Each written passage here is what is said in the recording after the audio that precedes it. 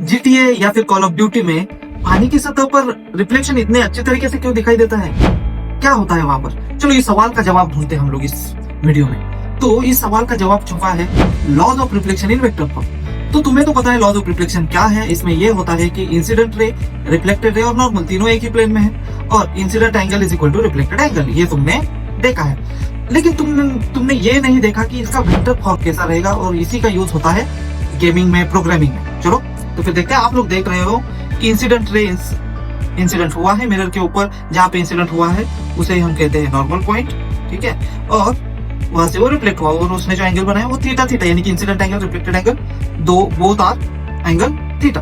तो हमने इस जगह पे लिया है आई कैप। आई कैप यानी कि क्या? यूनिट वेक्टर अलोंग इंसिडेंट रे। आई कैप कौन है? एक यूनिट वेक्टर है जो कि हमें यहाँ पे दिखाई देता है, unit vector along incident ray. R cap कौन है? Unit vector along reflected ray. और एन कैप कौन है? एन कैप है यूनिट वेक्टर अलोंग नॉर्मल। यानी कि ये सारे यूनिट वेक्टर से जो कि डायरेक्शन दिखाते हैं इंसिडेंट रे की, नॉर्मल की, रिफ्लेक्टेड रे की। तो चलो हम लोग थोड़ा सा और आगे बढ़ते हैं। आगे बढ़ते हुए हम लोग देखेंगे आर के बारे में, रिफ्लेक्टेड रे के बारे में। तो हम लोग देखने वाले हैं unit vector along reflected ray. तो आर को हम लोग दो कंपोनेंट में डिवाइड करते हैं। यहाँ पे देख रहे हो तुम लोग, एक है कंपोनेंट टेंजेंट वाला और एक दूसरा कंपोनेंट है नॉर्मल वाला। उसे हम लोग तोड़ देते हैं दो कंपोनेंट में। तो ये आ जाएगा N cap cos theta plus T cap sine theta. इस तरह से दो कंपोनेंट आ गए, ठीक है। तो उसी तरह से हम लोग इंसिडेंट रे का भी कंपोनेंट ले लेते हैं। आपको डायग्राम दिख रही है, इंसिडेंट रे का कंपोनेंट किस तरह से आएगा।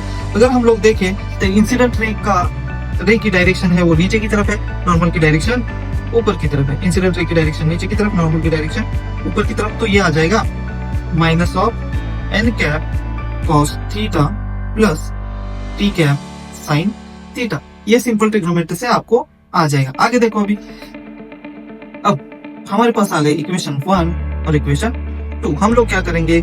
इक्वेशन 1 माइनस इक्वेशन 2 कर लेंगे। इक्वेशन 1 माइनस इक्वेशन 2 करने के बाद हमारे पास आ गया R cap minus I cap. It is nothing but T sine theta, T sine theta cancel हो जाएगा और ये आ जाएगा 2n कॉस थीटा। बात समझ में आ रही है? ओके। तो हमें ये पता करना है कि कॉस थीटा की वैल्यू क्या आती है। इसके लिए हम लोग लेंगे, देखो ठीक से, dot product of I cap and N cap. It's dot product of I cap and N cap. तो ये आ जाएगा magnitude of I, magnitude of N और दोनों के बीच वाला एंगल कॉस। लेकिन दोनों के बीच में एंगल क्या है? देख, अगर मैं आई कैप को आगे बढ़ाऊं इस तरह से और एन कैप है हमारे पास ऐसे, तो ये एंगल आ जाएगा दोनों के बीच वाला। अगर ये एंगल थीटा है तो बचा हुआ एंगल आ जाएगा पाई माइनस थीटा। तो कॉस आ गया pi minus theta. Magnitude of I cap is 1, magnitude of N cap is 1 and cos pi minus theta is nothing but minus cos theta.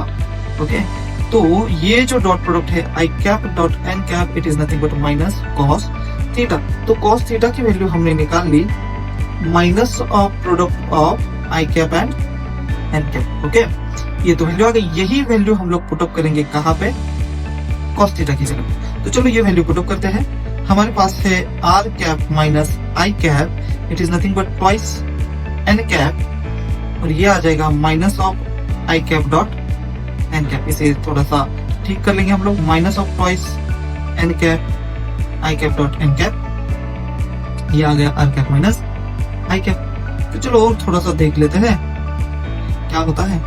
I cap को हम लोग right hand side पे ले जाएंगे तो ये आ जाएगा i cap minus twice of I cap dot N cap into n cap. ये आ गया हमारा लॉज ऑफ रिफ्लेक्शन का वेक्टर फॉर्म। देख पा रहे हो?